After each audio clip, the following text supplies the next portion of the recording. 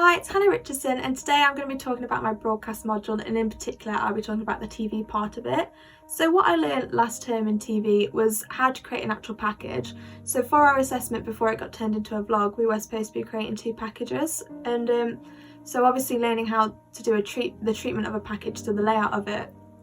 We watched a Charlie Brooker YouTube tutorial on how to do it for dummies, and that was really helpful because it showed you like how to start a package, how to end it. So starting one, you know, a nice establishing shot with your voice, and then ending it on you signing out. Also where to put your piece to camera in the package, that was really good to know, because obviously there's areas which you do need to put it in. You can't just whack it in one place and think, oh, that looks fine. It does have layers for how a package is supposed to look. Another thing I learned this semester was framing. So with pieces to camera, I learned that you actually do have to stand a lot closer to the camera than you think, as when we did one of the exercises for it, I stood really far back, so I had a lot of headroom and side room, and it wasn't good. It would never have passed in any big news organisation. They wouldn't have taken it. So learning to actually stand close to the camera and be confident in that. And then another thing we learned was how to do a donut, which is when you have an ad live at the end and the beginning, and they sandwich a package, so it's like one big sandwich together and you each have a section. So learning how to do an as live was really fun, because obviously you have to act like you're live on air. So knowing 3 to 4 bullet points in your head and being able to develop on them was a really good key skill to have, because it helps you for obviously when you go into the future, you can be more confident with doing that. Some challenges that I faced, so the piece to camera was something that I definitely felt was a challenge. I wasn't confident with it to begin with. I'd never done anything like it before.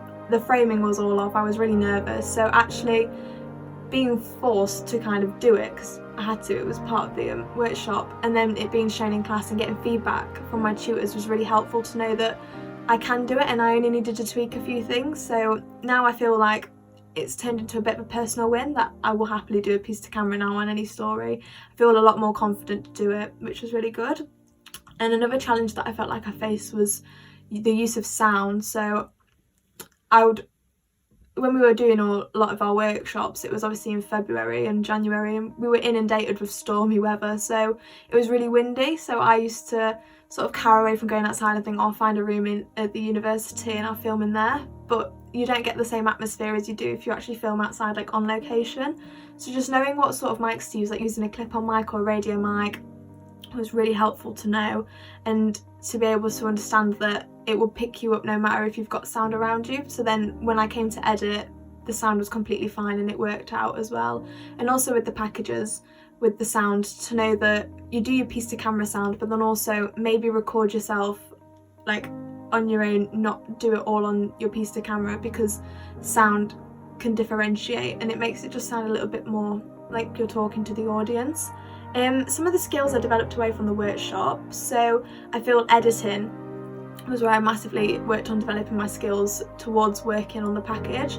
So in one of the exercises though as well at uni, we had to do the donut. So I was given the Alex Salmond trial story, and me and the person I was working with, we went to one of the newsrooms and we filmed with a yellow wall behind us, but I'd taught myself how to use the green screen tool, which is like the Ultra Key. So knowing how to do that meant I could put myself at Edinburgh High Court, which I could have never gotten to in the workshop. So it really helped to make it look like I was actually there for the pieces to camera for the donut. So that was really good.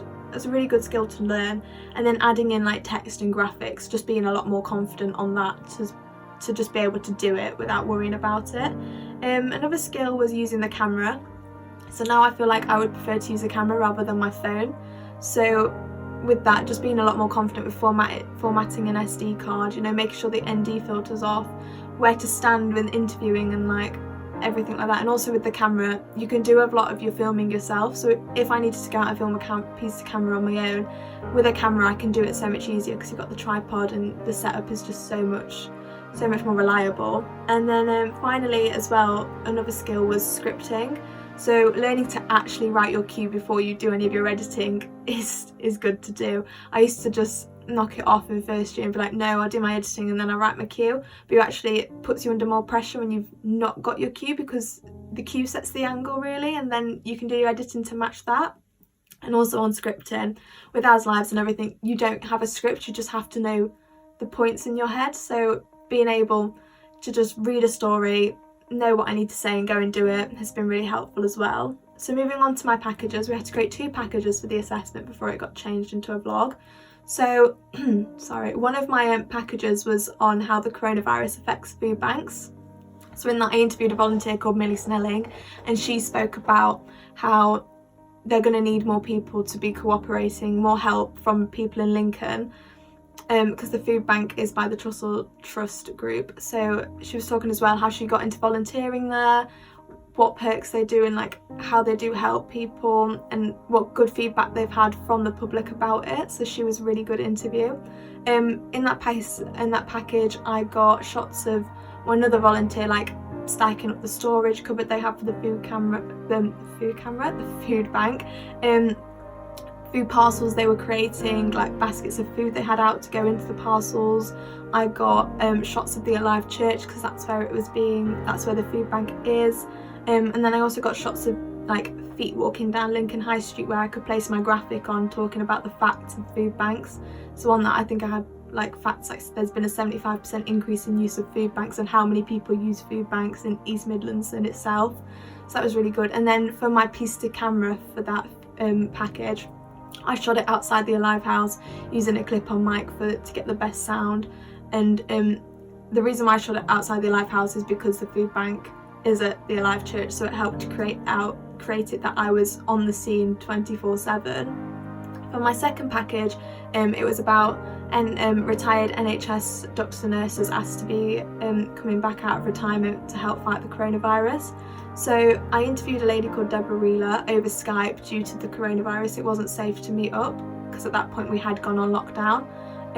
So she was a really good interview. She spoke about how, you know, the more NHS like nurses and doctors they have from retirement they get, the easier it will be to fight this battle. The more hands you have working on it, the easier you're going to be able to defeat it. So that was really good. And she spoke about how like the hospital is changing, so how like, because she's from my hometown in Retford but her work requires her to work down south, so she spoke about how her hospital, North Middlesex, is now taking over the Tottenham Hotspur Stadium, and they've got rooms in there, how different wards have been spread out over different places. So like she gave me an insight of how like hospitals are having to adapt as well due to the coronavirus.